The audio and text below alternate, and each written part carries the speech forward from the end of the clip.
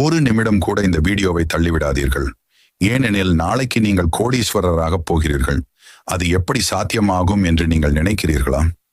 முருகனை ஒரு முறை தரிசிக்கிறீர்கள் என்றால் அவருடைய அருள் உங்கள் வாழ்க்கையில் வெற்றியும் செல்வமும் மகிழ்ச்சியும் கொண்டு வரும். முருகன் ஒரு போர் தேவன் மட்டுமல்ல, அவர் அருள் பெற்றவனுக்கு எந்த இடையூறும் தடையாக வராது. சபரிமலைக்கு போனாலும் திருச்செந்தூருக்கு போனாலும் முருகனை நினைத்தாலே கூட மனதில் இருந்த கஷ்டங்கள் அகன்றுவிடும். வாழ்க்கையில் சில சமயம் நம்மால் எதையும் செய்ய முடியாத மாதிரி தோன்றும். அப்போதே முருகனை தியானிக்கவும், ஓம் சரவணபவ என்று சொல்லவும். அந்த ஒரு சொல் உங்களுடைய மனதை வலிமையாக்கும், உங்களுக்குள் இருக்கும் தைரியத்தை எழுப்பும். முருகன் தனது பக்தர்களை ஒருபோதும் கைவிட மாட்டார். அவர் உங்களை பொருளாதாரத்திலும் ஆரோக்கியத்திலும் அறிவிலும் உயர்த்துவார். நீங்கள் நினைத்த சிறிய விருப்பங்கள் மட்டுமல்ல, பெரிய கனவுகளையும் முருகன் நிறைவேற்றுவார். நாளை உங்களுக்கு நல்ல வேலை கிடைக்குமா? வியாபாரம் வெற்றி பெறுமா? குடும்பத்தில்